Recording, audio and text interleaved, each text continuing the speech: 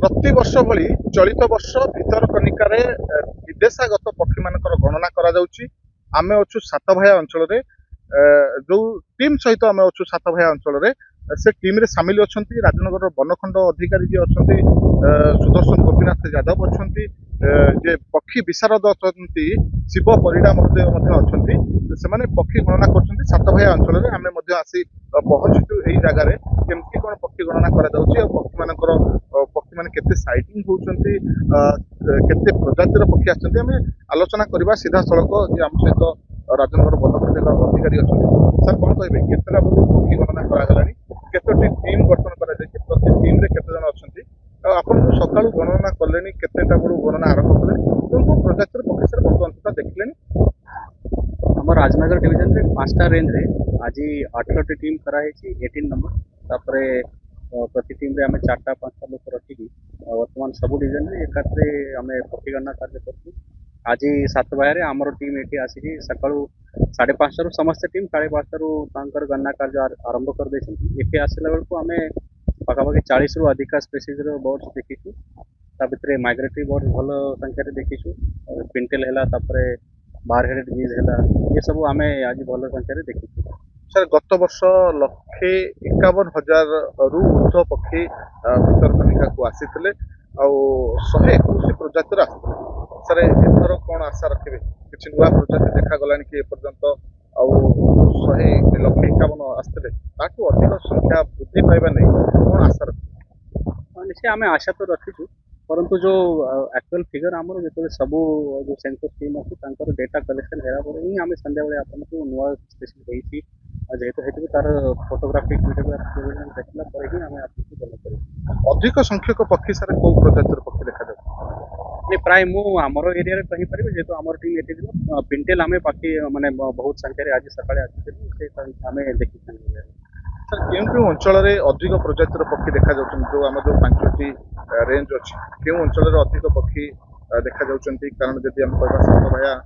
कथा कहतु चिंचिरी महान कथा कहतु किंबा पारादीप कथा कहतु केउं अंचल रे अधिक संख्यक पक्षी देखा जान आमर प्राय भितरकनिका हैला तापरे सातभाया हैला पारादीप हैला ये सब अंचल बहुत पक्षी देखा जाती स्पेशली पारादीप एरिया रे बहुत माने से रखला के पक्षी पक्षी अपन गोटे एरिया देखि कर बहुत बड़ एरिया सेठी अपन भल पक्षी करन। धन्यवाद सर आम जो पक्षी विशारद अच्छा सहित आलोचना करवा सर कौन कहे सका पक्षी गणना करें देखु भी प्रति वर्ष सर आप पक्षी गणना सामिल अच्छा पक्षी आपंकर अधिका सर अच्छी ज्ञान अच्छी कौन कहे केते प्रजातिर पक्षी बर्तमान सुधा देखिले क्यों क्यों प्रजाति देखिले मत जो सेगमेंट दि जाए सातबार गोटे पार्ट आम बर्तमान 43 प्रजातिर पक्षी की रेकर्ड कर सारू ब्रिज pintail northern shoveler Eurasian wigeon different types of four birds feathers सब गुड़ाक डॉक्यूमेंट रेकर्ड कर जो सेगमेंट अच्छी भल संख्यार चढ़े अच्छे मैंने पार्ट कंपोजिशन टा बहुत भल अच्छे समस्त मन में गोटे प्रश्न उठे साधारण भाव प्रश्न उठे जे गोटे जगह एकातर हजार हजार पक्षी बसता लक्षाधिक संख्यार पक्षी गणना करा जाए सर ये जो प्रजाति की आपन जो प्रणाली गणिबार प्रणालीटा कौन साधारण समस्त को जनवाई चाहिए जे केमती गणा जाए सठिक गणना हम केमती गणना अच्छा सो यहाँ मोर गोटे अच्छी इकोलोजिकल सेंसस मेथड जो कि सब प्रकार विभिन्न प्रजातिर जातिर पक्षी पशु सब अलग अलग चढ़ई गणना कार्यक्रम आम कौन करूँ छोट छोट गुड़ाक जो जगह ट्रैक रे जीवु तेणु जी देखिलु चढ़ई से स्पीसीज को आइडेंटिफाई करूँ और नंबर गणिकी मिसेक रखिलु गोटे बड़ बड़ फ्लक 5,000 चढ़ई उड़ी जाए डाउट करें ना तेणु से ब्लॉक काउंट मेथड यूज करूँ ब्लॉक काउंट मेथड यूज कलापर एनुमरेशन करूँ तेणु आप लक्षे 5,000 10,000 भितर 5-10 चढ़ई एपट सेपट हम से ब्लॉक काउंट मेथड हम तेणु आम तार डिफरेंट मेथडोलॉजी पकईकि एरर को बाहर कर सर कौन कहबा विदेशागत पक्षी कहा जाए एमाने सबु आम परिव्राजक पक्षी विदेशागत परिव्राजक विजय माने एई समय शीत दिने से माने काहेकि आसीथांती आ एठा को काहेकि आसतांती जो भितरकनिका अंचल जो प्रोटेक्टेड एरिया तेणु पक्षी मानकर ବା ଯେକୌଣସି ଜୀବଜନ୍ତୁଙ୍କର ତାଙ୍କର ଯୋଉ ଜାଗାରେ ରହିବେ ବୁଲିବେ ବିଚରଣ କରିବେ ଖାଦ୍ୟ ପାଣି ଆଉ ସୁରକ୍ଷା ଏଇ 4ଟି ଜିନିଷ ଯଦି ଯେକୌଣସି ଜୀବଜନ୍ତୁ ପାଇଲେ ସେମାନେ ସେଇ ଜାଗାରେ ବିଚରଣ କରିବେ। ତେଣୁ ଏଇ ଜାଗାଟା ଯେହେତୁ ପ୍ରୋଟେକ୍ଟେଡ୍ ଏରିଆ ଆଉ ଡିଷ୍ଟର୍ବାନ୍ସ ନାହିଁ ଆଉ ଭେରି ସେନ୍ସିଟିଭ୍ ତେଣୁ ସେପଟୁ ବହୁତ ଥଣ୍ଡା ହେଲା ବେଳକୁ ସେମାନେ ଏପଟକୁ ଆସୁଛନ୍ତି ଏପଟକୁ ଆସିଲା ବେଳକୁ ତାଙ୍କର ସୁରକ୍ଷା ଖାଦ୍ୟ ସେଥିପାଇଁ କି ସେମାନେ ଏଇ ଅଞ୍ଚଳରେ ବହୁତ ମାତ୍ରା ଦେଖାଯାଉଛନ୍ତି। ଯଦି କହିବା ସାର୍ କେଉଁ କେଉଁ ଦେଶରୁ ଏମାନେ ଆସୁଛନ୍ତି କେତେ ଦୂର ଆଉ କେତେ ଇଏ ଭାବେ ସେମାନେ ଆସୁଛନ୍ତି? ଆମକୁ ପାସିଫିକ ଗୋଲ୍ଡେନ ପ୍ଲୋଭର ଦେଖିଲୁ ଯୋଉଟା କି ନନଷ୍ଟପ୍ ଫ୍ଲାଇଟ୍ ରେ 11,000+ କିଲୋମିଟର ଉଡ଼ିକି ଆସିବ ଭିତରକନିକା। ଦେନ୍ ଆପଣଙ୍କର ବାହାର ହେଡେଡ୍ ଗିଜ୍ ମଙ୍ଗୋଲିଆରୁ ଆସୁଛି ତେଣୁ ମଙ୍ଗୋଲିଆରୁ ହିମାଳୟ ଉପରେ ଫ୍ଲାଏଓଭର କରିକି ଆସୁଛି। ସେମିତି ରଷିଆ କାଜାକସ୍ତାନ ଏମାନଙ୍କୁ ସବୁ ଚଢ଼େଇ ମାନେ ଆସୁଛନ୍ତି ତେଣୁ ତାଙ୍କର ସେମାନେ ରହିବେ ତାଙ୍କର ଯୋଉମାନେ ଖାଦ୍ୟ ଖାଇବା କଥା ଖାଦ୍ୟ ଖାଇଲେ ତାଙ୍କର ପୁଣି ଏନର୍ଜି ଷ୍ଟୋର କରିବେ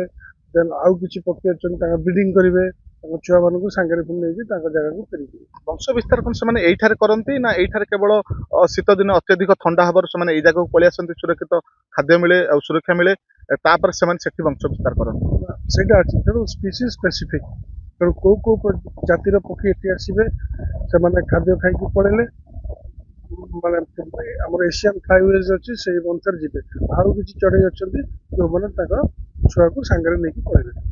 ଆଶା ରଖିବେ ଚଳିତ ବର୍ଷ ଅଧିକ ସଂଖ୍ୟକ ପକ୍ଷୀ ଗଣନା ନେଇ? ହଁ କିନ୍ତୁ ଏବେ ଆଜି ଭଲ କଣ୍ଡିସିଭ୍ ଅଛି ପାଗ ଭଲ ଅଛି ତେଣୁ ବେଟର ସାଇଟିଂ ହେଇଥିବ ବୋଲି ମୋର ଆଶା। ବାକି ଯୋଉ 18ଟି ଟିମ୍ ଆମର ଯାଇଛି ସେମାନେ ଆସିଲା ପରେ ଡିଏଫଓ ଅଫିସରେ ଆମର